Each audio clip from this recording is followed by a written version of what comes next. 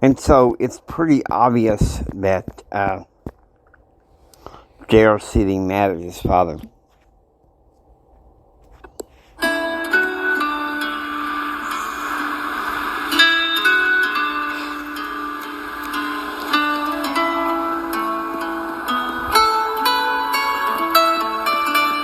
So J.R. Hendrick, Texan consort, and gentlemen, podcast of the early life of yours truly in a narrative commentary. Welcome to the J.R. Hendrick Texan, gentlemen, where we get out of the hospital and get ready to go back to school. Okay, so it's the 12th of January, 12:45 a.m. Mountain.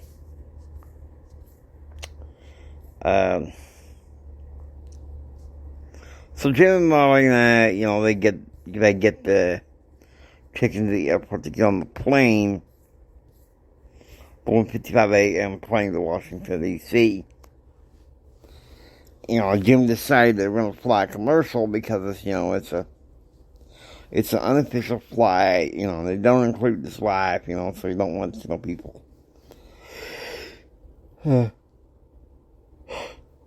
Too many people don't know. Okay. Meanwhile, at the Mayo Clinic Hospital Pharmacy, there's this couple that is given the prescription orders for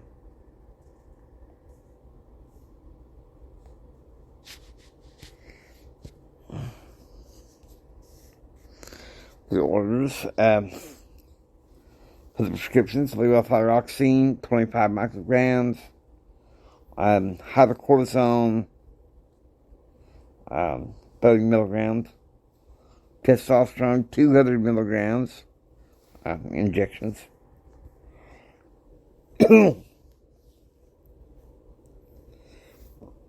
My husband was the senior pharmacist, and so he was able to get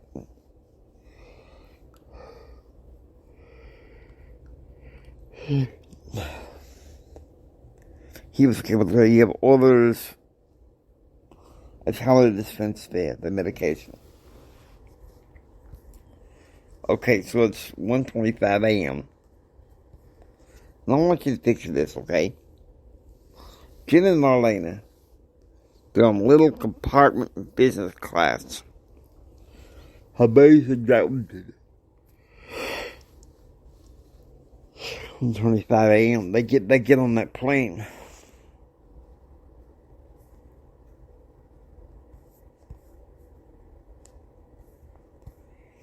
Now, it's 4:28 a.m. Mountain. He's back at the Mayo, at the nurse's station. A doctor is talking to a few nurses about JR's departure orders,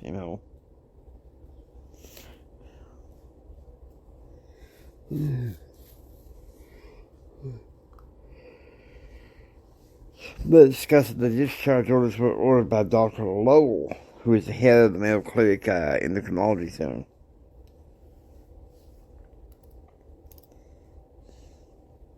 JR's grateful that Charlie's coming to get him.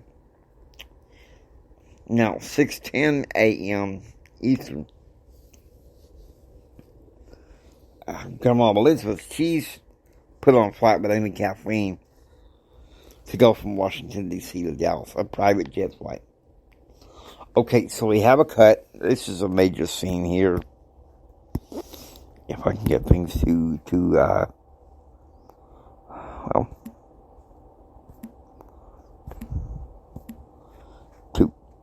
cooperate.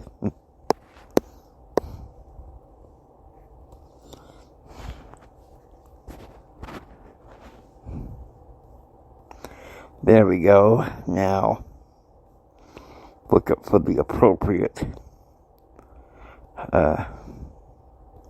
music theme.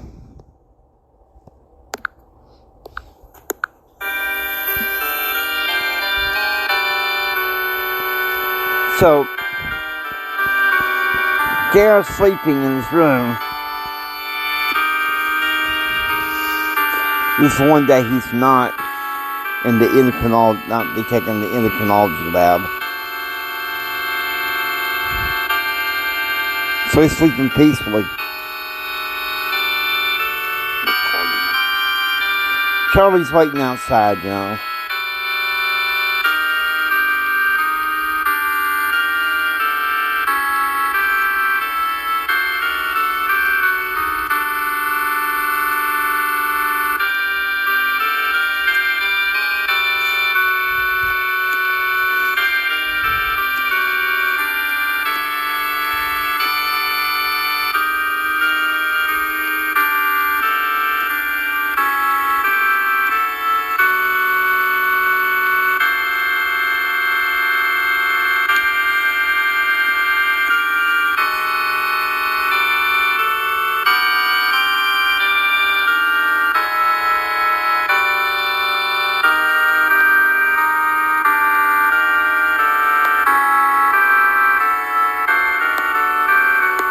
JR, wake up.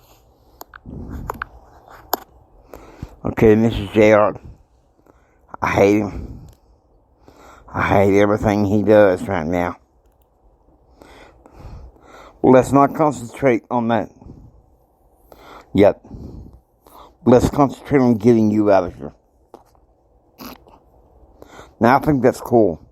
So at 8:30, Dr. Lowell, who's the head of endocrinology, he comes in and says that JR is to be released today at noon. And Mike Fields is chartered a limo. Okay, so it's 12 p.m. Eastern. Jim's meeting with his dream team, trying to put together the finishing touches on his plan. Okay, so it's 11 a.m. At the Mayo, JR is talking to Dr. Lowell. Listen, I'm ready to go home, JR said. Yes, you can, sir. I just have to set up your discharge, Dr. Lowell said. Okay, then this nurse thing, Lisa walks in. She says, "Paper's already should be submitted in an hour. Hendrick Mansion's waiting outside. Limousine's waiting outside." Okay, so it's 12:15 p.m. And JR is wheeled outside the Mayo Clinic Hospital on the little pavilion. And he's flanked by two nurses, Charlie Nation and Mike Fields. And he is loaded into the Cadillac limousine. And they're taking him, ironically, to the same mansion where his father had been with his mistress. Okay. 2:30 p.m. Eastern. So, Jim's in his office. And he received an email from Phil later saying, "Hey, there's a money and loans conference in Cleveland. I need you to speak there." Okay, it's 2:20 p.m. Central.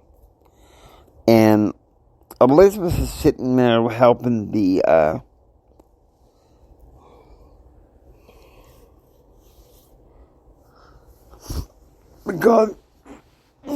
gardeners and everything, and Betsy is, and her mom's, wrestling around, because she has chemo the next day.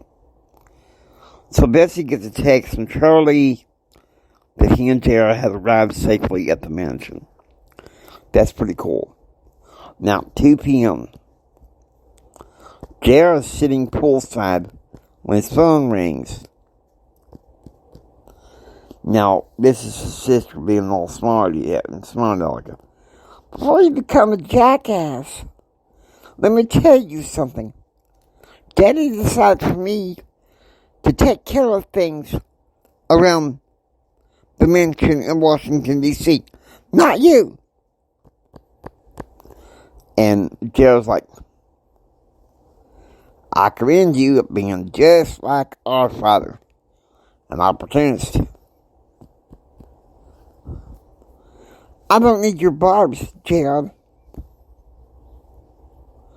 You know, we're brother and sisters. We should try to get along. Okay, so it's 8:30 p.m. Jim's still trying to get his plan set up. It's not going so well. He's frustrated, so he's had Christine's doing errands, you know. And, you know, he don't understand.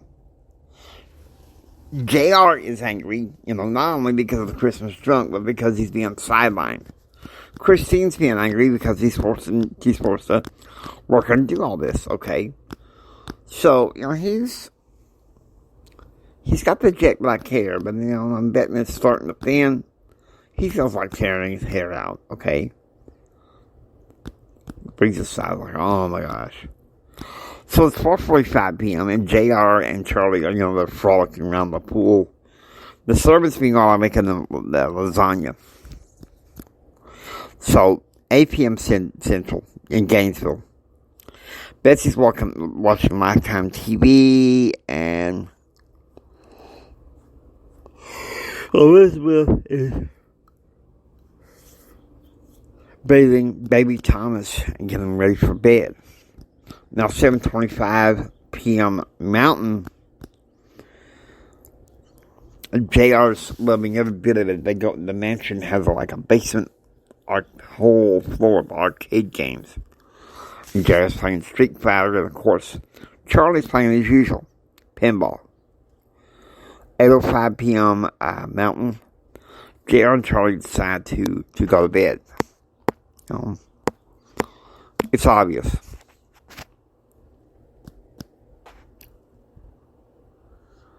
Okay, looks like what's going on here.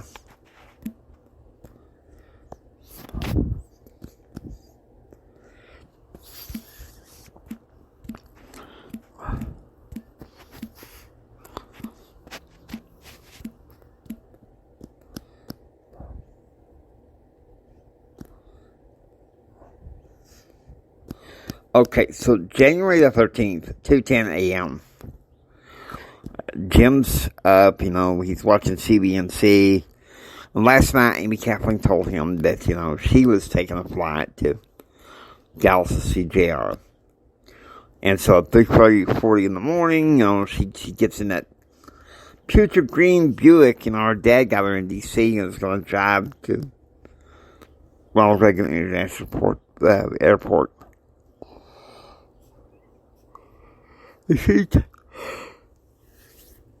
It's obvious. She's anxious to see JR.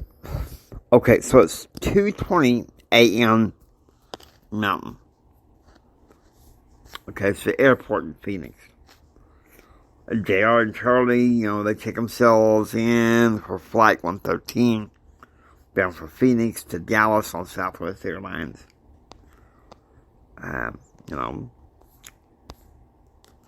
his uncle was going to be landing about maybe a terminal away, and Amy Kathleen was going to be landing at the next gate.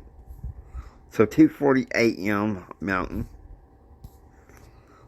JR is shocked when he finds something in Charlie's bag. He's like, what the hell is this? Is that those? He's like, man, you have been sheltered. He said, student couch potato's dream. No those pills. Suppose you have a test the next day, and you're couch potatoing yourself through the night, or you know, or studying. But suppose you got a big project that night, and you decide to do some couch potatoing. Make sure my family doesn't see this. He said, I would never jeopardize, you know, how Madam Grandma feels. Okay, so it's 4:40 a.m. in Gainesville, Texas. And Elizabeth wakes up, she goes to the kitchen and gets a cup of coffee. She goes into the living room, sitting by the fire reading a romance novel. So her grandson Thomas was to take her to chemo in Denton because Betsy had to go meet JR and Amy Kathleen in Dallas. Okay. Uncle Tom was going to be taking, a different situation. Okay, so now,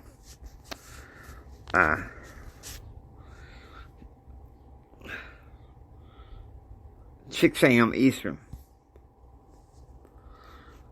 Jim looks through his briefcase to find a speech made by Dick Morris. It's made by Rick Norris for him. 4:15 a.m.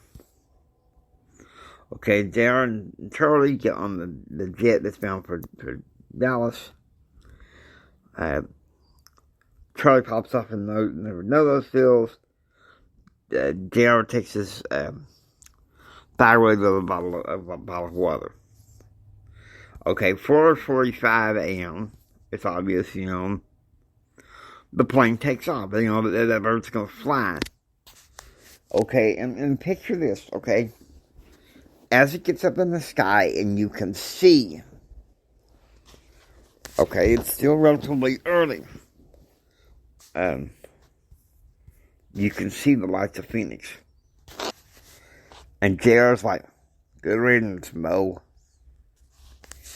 And Charlie says, you are free from that mercurious man of a father of yours. Time to start enjoying life. He says, I already talked to Grammy. We're going to have a Nations Airlines flight. Of course, what you don't know is, it's a 4-seater prop plane. Because Papa's trying to save money. Okay, so 7:20 a.m. Eastern. Jim and Marlena, they go through private airport security to get ready to go on the plane to go to Cleveland. He learns that JR's flight left Phoenix for Dallas. Even though he knows that JR is still pissed at him. He don't want to talk to him. And, he's wanting to make amends. Of course he's wanting to make amends. And Marlena, he's hugging all over him. Oh, just let him go. He'll come back eventually. Okay. 6:30 a.m. Central. Back in Gainesville, Betsy gets Shelley the morning cook to make some muffins for JR's return banana nut muffins. That she learned from Tom and Diane in El Paso. And Elizabeth's like, look, Don, don't you say anything bad about Charlie. He's alright, shouldn't be no problem. So 8 a.m., JR and Charlie, they got off the plane. And Amy Kathleen rushes over and hugs him. JR, thank God you're alright. And JR's like, oh, happy, there's my favorite cousin. And Bessie runs over to him, and hugs him, holding him in his arms, Junior, I'm so glad that you're back, Junior. And Charlie's like, okay, guys, come on, let's blow this popsicle thing. Let's get out of here. So it's 9:30, and they get there. They're arriving.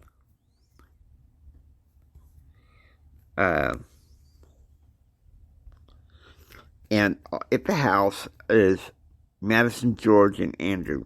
Now, Andrew is almost a year old.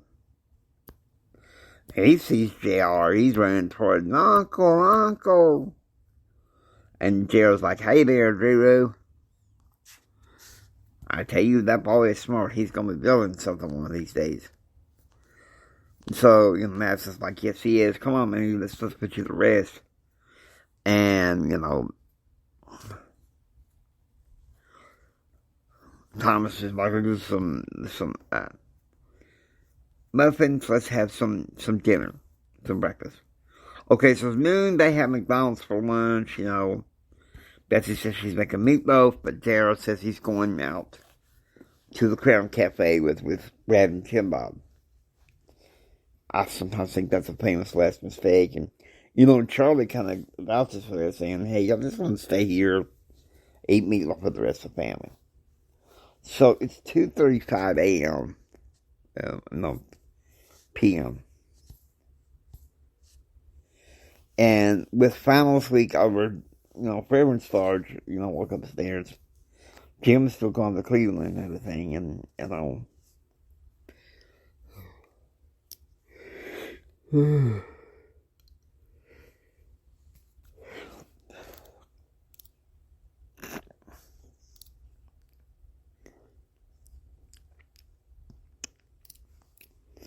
so she's excited for Betsy and everybody coming back together in D.C.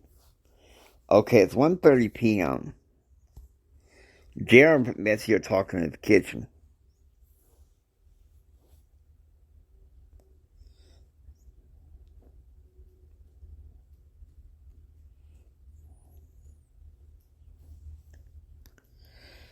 And Betsy's trying to reassure him, look, you didn't hurt anyone. Jerry, in fact, you're one of the most considerate boys and kids of mine. And he's like, are you still opposed to me living with Charlie Nation? And she said, I don't like it any more than your dad does, but this is your choice.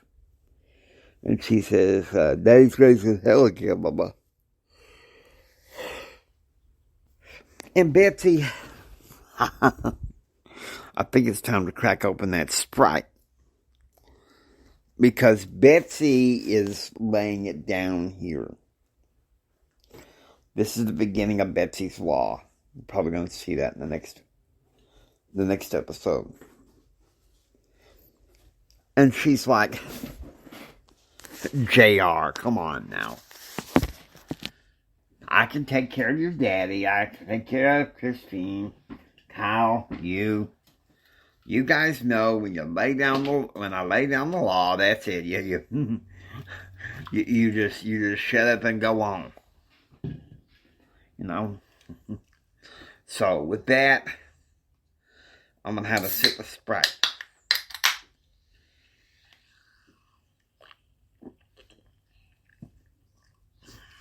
Okay.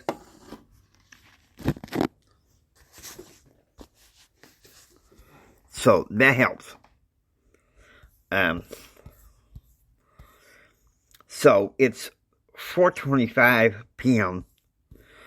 and Jim and Marlena have arrived. And Elizabeth Marie is on the phone with Frank. And she's like, I can't believe you have homework on Friday? What's wrong with you?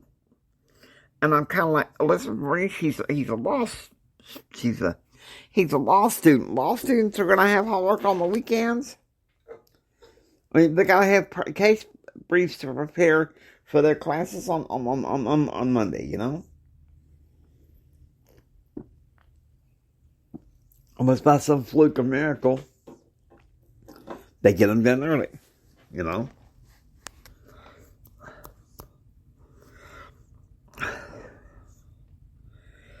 And Jim's like, look, don't chase them too hard, Something happened with me and Betsy, and it just didn't work. So Jim and Marlena go upstairs, change the swimsuits, and go down to the pool area. In the hallway upstairs, they run into Christine, and she's on the phone because she's going to go hang out with Monica tonight. 3:30 p.m., Charlie's go downstairs to talk to Grandma Elizabeth, so JR and Amy Kathleen talk. And Amy Kathleen's like, I'm super proud of you, and you should be proud of yourself. And JR hugged her, and he said, well, I don't know about that. And he says, I do. You were put through the ringer this week. And like a true Swain gentleman, you were a trooper. You were the one that asked Mama to talk to the doctor. It's like JR knew. And she said, look, JR, you suffered through enough. I love my culture, but that's just over the top, it's just over the top. Okay, so it's 6:25 p.m. to the Crown Cafe, and Brad's pointing on Dick, and I'm saying, hey, how are you? Last time I saw you like this was in Alliance Hospital, and your father put you there. And Jim Bob was like, well, I wish you could go to the NFB meeting, the National Federation of the Blind. And JR's kind of like, I don't know. But I kind of want to say, JR, don't fall for it. Don't fall for it. Jim and Brad haven't known to this point, and JR kind of says, hey, give me a break. I just got back from the torture room of the in Phoenix. I don't really want to go too much to torture. So at 7:05, the waitress brings in their order. JR opens a crap bottle of Sprite. JR has some grilled salmon, some fried potatoes, fried okra, some biscuits, and pecan pie. And for consummation, Jim Bob had some battered shrimp, okra, coleslaw, biscuits, and peach cobbler. Well, what does Brad order? Just a dang hamburger and fries, that's it. And JR's like, same as also. And Brad said, predictable, JR, just like you. See, that's one thing that Brad's always using to get JR's goat. And Jim Bob's frustrated. He's like, guys, my mom is sick. Can we just try to get along? And Jim Bob says, okay, so man, I'm sorry. What's wrong? What's wrong with your mom? And JR's asking. She stopped taking blood pressure medication, and so they're thinking about putting her in the hospital. In Abilene, if not in Odessa. Okay, so the phone call comes in for Jim Bob. And yeah, his mom's in the hospital. And JR motions for the staff to, bring to-go boxes, and he pays for the check. So it's 8:25 p.m. Jim has a surprise guest for dinner. Well, it's Claude, which is pretty awesome. He said he was coming to spend the weekend with him. So it's 8 p.m. Central.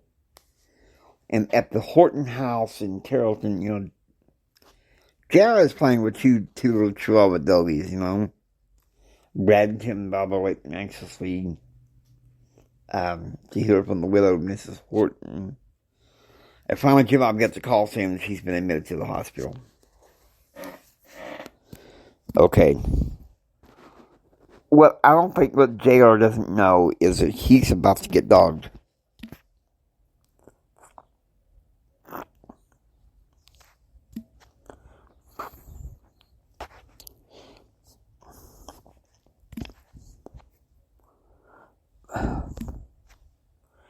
He's about to get dogged. Let's think about it.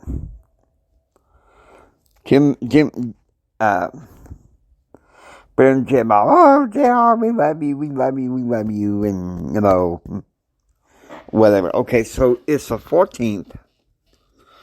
It's 3:35 a.m. Elizabeth wakes up, and has some abdominal cramps, so, she reaches for her tonic and goes downstairs into, to read a romance novel.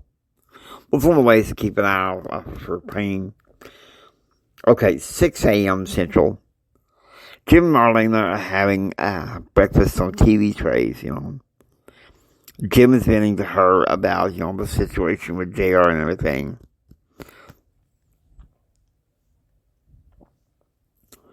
And JR's, he's venting, hey, sure, I smoked a little grass,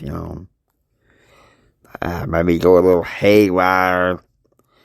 But the fact is, I could lose my federal pension with the Air Force, so Betsy made me stop it. And, she's like, surely, you can have someone that can help keep an eye on your son. And Jared's like, well, alright. I got an aide on my father-in-law who also works for me. He can keep an eye on his son, on my son. Okay, so it's 6:30 a.m. Eastern. Jim gets ready for his 10 a.m. appointment with Rick Norris. At that point, he knew that Marlena was going to be on the keynote point and flying to New Orleans. Okay, so it's 6 a.m. JR is in the living room, talking with his mother, Amy Kathleen, Grandma Elizabeth. And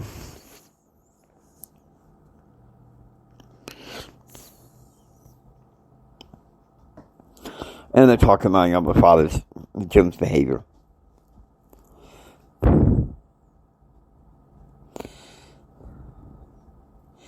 I didn't like he didn't inform us, Amy Kathleen said. And Bess is like, no, don't blame Jim. He can't help it. He can't know any better because, he's a jerk. And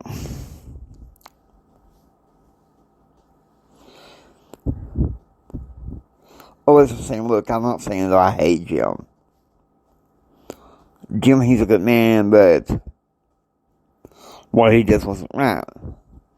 And so Jerry pokes his head and he says, Amy Kathleen said that. So Jerry pokes his head and he says, Amy, it's not like I'm dying, I just went to the hospital for some tests. And Grandma was like, don't you tell me you're defending him. And Jerry's like, no, I blame him for what's happening with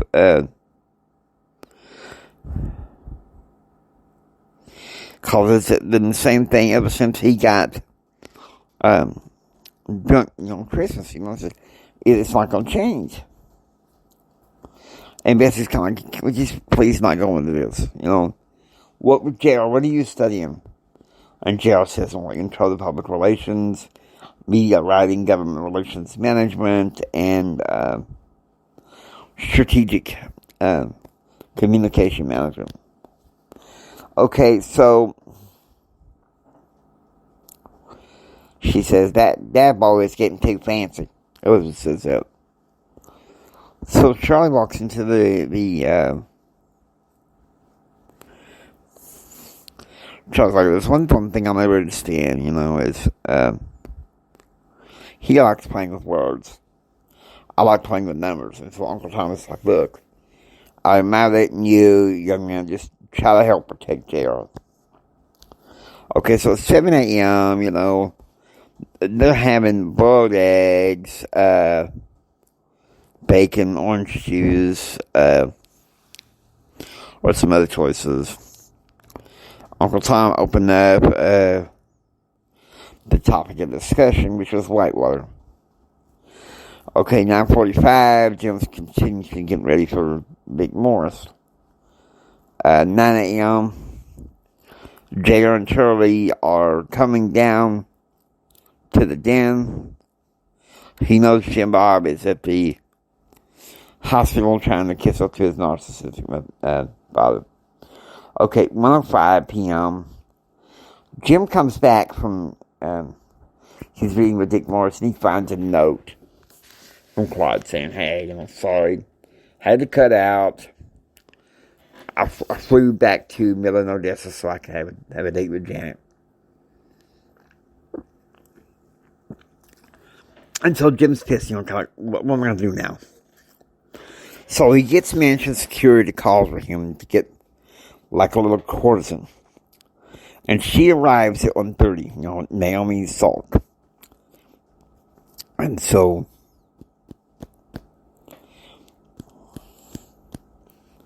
they get her a change of swimsuit. They go down the swimming pool. 1 p.m. Okay. And this is where Jared should have known.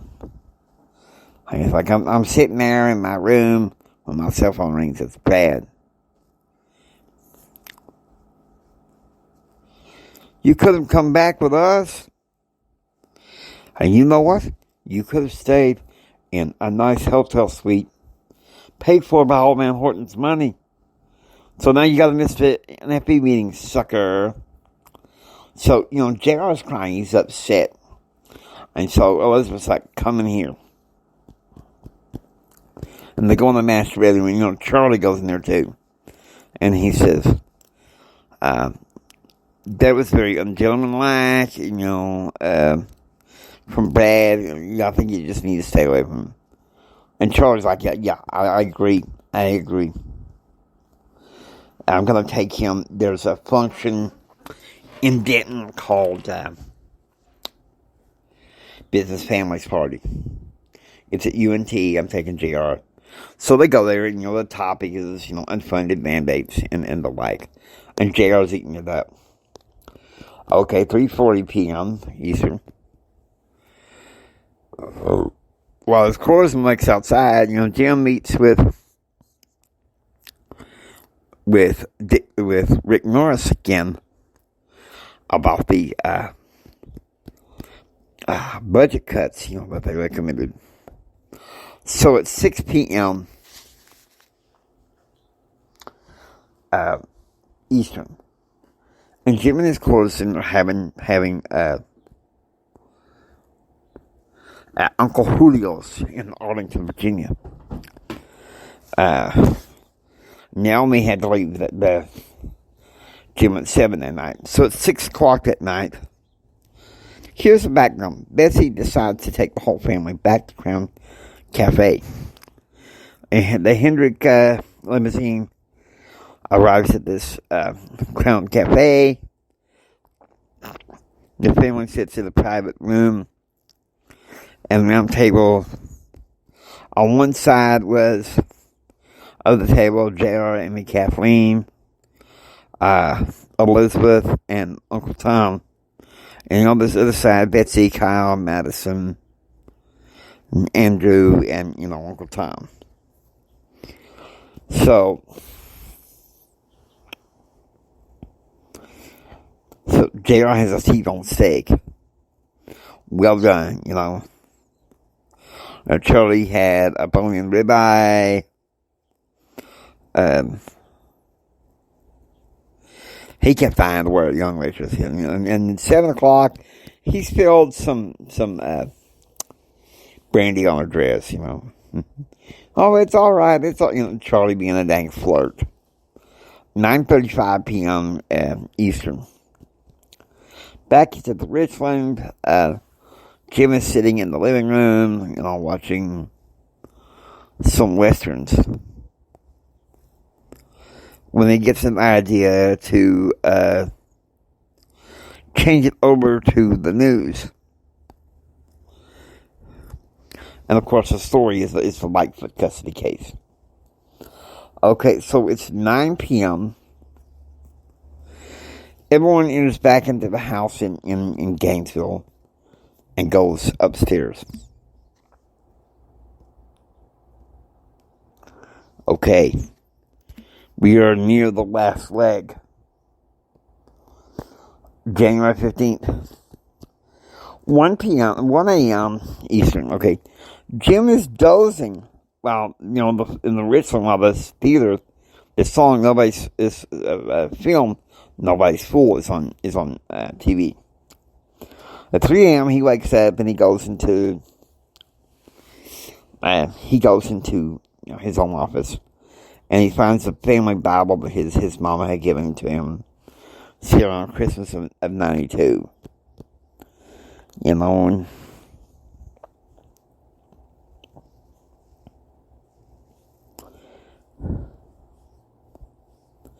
he remembers the Tuesday night meetings when he was a kid, with his grandparents and everything. But something happened after his parents' divorce. And so, that put some anger and some callous on his heart. Okay, 5 a.m. Eastern. Charlie wakes up to find Elizabeth and Uncle Tom in the living room, talking. Please know that JR is in good hands, Charlie said it. And Uncle Tom said, let's hope so. I need you to keep him in good hands. And Elizabeth, Tom says, I'm just hoping that he don't end up like his father. And Betsy says, that won't happen. He's too much of a gentleman. And Grandma was like, hey, he's a cross between evil and a dove. So at 7 a.m. Eastern, Jim's still in his office. And he finds a picture of his dad in the Navy. He looks at him longingly and says, then why'd you do it, Dad? Why'd you walk out? You promised me a car. And then there's a picture of this red car that he had that Uncle Jim had helped him get. So at 7 a.m. Central, the family sits down for breakfast. Choices, cinnamon rolls or oatmeal. 9 a.m. Eastern, Jim is at the Pauline Assemblies of Christ Church in Arlington. And he's really enjoying it, okay? So 9 a.m., the rest of the family's at First Baptist Denton. 11:15, JR and Charlie cut out. And they got in their little four-seater jet, a little passenger thing, a little cargo thing and everything. Okay, so it's 1 p.m. Eastern. And Jim is confessing his sins to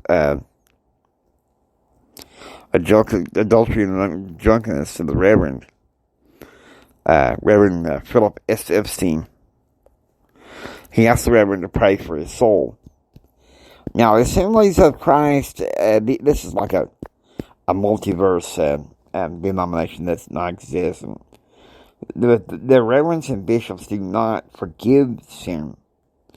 They help through the repentance process. Okay, so 12 p.m., the plane lands in Lubbock, and JR and Charlie see, the red Hummer. And Lucinda Lethbridge is Lucinda Adams is driving. She said, look, I'm Lucinda Adams. I'm going to be looking after JR. And Charlie's like, please don't tell me that you're an informant for his father. And she said, look, I don't even like his father. I'm just working for his mama's end of the family. Okay, 1 p.m., JR arrives and he puts the stuff in Charlie's room. Because Dave Smith and Kevin McDonald were rooming together. And so, Kevin McDonald asked, what happened to you? And Charlie said he's going to put the ring on thanks to his dad. And Gerald's like, hey, just relax, it's just a cold. Okay, so it's 3 p.m. in Eastern, and Jim is waiting anxiously for Betsy to come back. 3 p.m. Central, JR's at the Spirit Club talking to Stoney Rosen. And Stoney's like, how's Christmas going? And JR's like, terrible, awful. It would have been alright if Dad hadn't got drunk. So it's 5 p.m. and Jim and his family are greeted in the front lounge of White Castle, a home of Constantine and Hillary Bush, and they're elevated to the reception. And, cousin Bobby is looking longingly at the White Castle swimming pool. And Jim said, hey, another time. Okay, 7 p.m. Central at the Holy Spirit Club, it's a Mexican smorgasbord. Okay, 7 p.m. Eastern.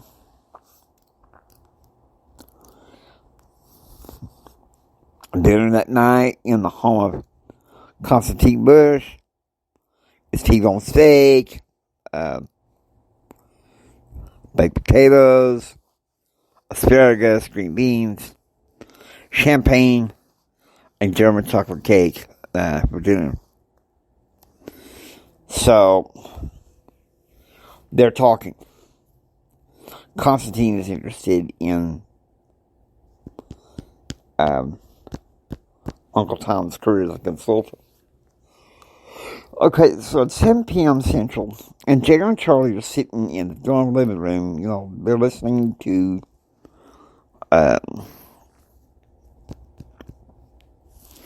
Walk by Pantera and Billy Ray Cyrus. Okay, so it's 9 p.m. And Tom goes into the apartment and heads to the Richlands to look after Elizabeth and make sure she's okay. And 9:20 Central, Charlie takes a shovel to Coleman Hall. I don't think he's beginning his couch potato night. Okay, last leg, I promise. I can get this stupid thing to work.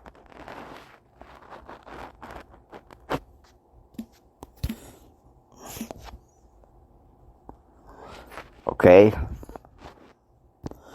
Now, it's 4 o'clock in the morning. And Jim's absconded in the Richland Library. Probably a place he's never been.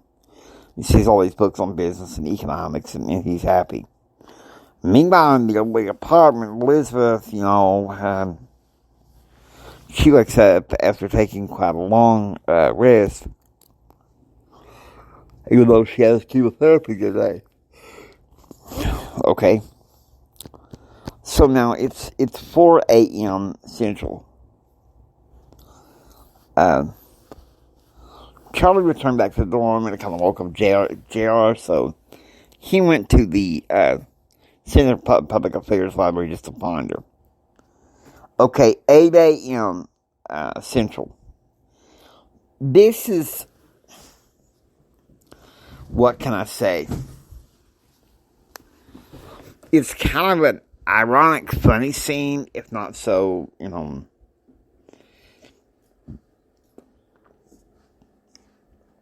crazy and stupid. JR is in the office of his academic advisor, Dr. Andrew Harmon.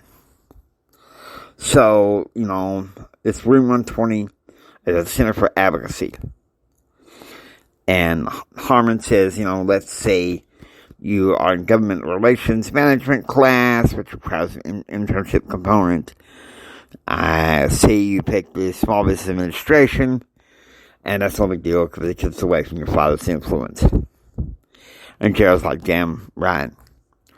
And he says, now, the boss is in charge of the office in Lubbock. She's a Bush appointee, That's something I might have a problem with, but, whatever. You need to see her around 1 o'clock in the Small Business Administration to get your internship key codes. Her name is Karen Keith. She's supervisor in public affairs, and I think she's a glamour puss. And so Jared's like, he wants to just sputter. He's like, here's Dr. Harmon being predictable. And Jared knew it, from his class. Okay, 1 p.m. So Mike Fields, after taking Jared to get his books, takes him to the Small Business Administration. And she says, are you here for the access codes? You're an intern, right? And she says, okay, I'll phone on and get her cleared, but I need to see your class schedule. And then, after that, she she's looking. She says, hey, I know about your father, and you're not going to be his yes man. You're just not. And, you're playing with the ball game, and, you're acting like advisor, Harmon. He is a perv, and you keep that clown Charlie Nation away from me. And Mike feels like, look, you won't have any problem. I'll be all over this like right on the ass. Okay, so it's 2 p.m. Central. And JR is back in his room. He's studying when Grandma Hendrick wheels in. Junior, honey, baby, how are you doing? She says. And he says, I'm doing fine. And she said, Jim pushed you way too hard. And he says, I am hearing him now. And she says, well, I got you these things. So she gets him his favorite Starburst candy, a copy of the Federalist papers, and $500 in cash. Alright. And he says, I'm sorry, Grandma, I'm so sorry. But it just seems like lately it's hard to know. And she said, he never really had a good example from his father. And I had to work 2 split shifts at 2 different nursing homes to provide for the family. And Jared's like, why do they do it? And she's like, I don't know, baby. He says, he makes a big splash. He gets drunk and all that. And she said, look, Junior,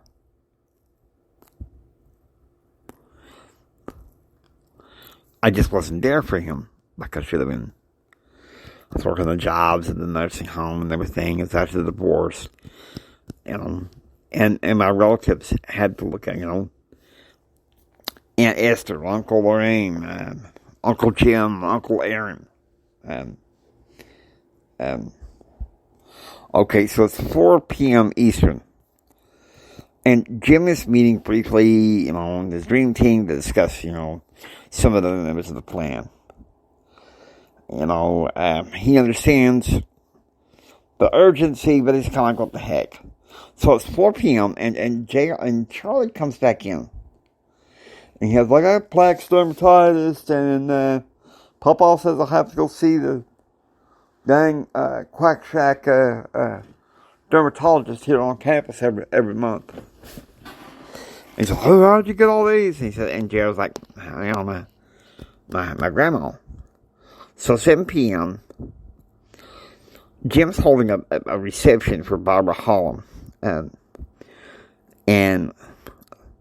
bone-in ribeye, green beans, asparagus, garlic mashed potatoes, and for dessert, Swain lemon pound cake. Now, imagine this. It's a pound cake with Kool-Aid frosting. And Kool-Aid, lemon Kool-Aid flavor through and through.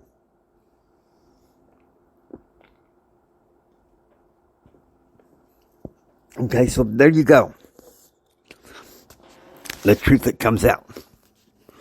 8 p.m. Okay, the phone's ringing and it's Dr. Frost. Charlie answers it and he says, look, I'm sorry. I need to speak to Jared. He's sorry to call it so late, Your thyroid and cortisol's level. And he said, but I need you to consider going on iron pills. And Gerald's like, iron pills? Yeah. This is the beginning of what is a rebellion. Hope you enjoy listening to the J.R. Hendrick Texan Gentleman. If you like what you hear, please subscribe. Become a part of the adventure. And this is James Hendrick Empowerment Network saying until next time, get ready for the rest of the story. It's going to get interesting from here.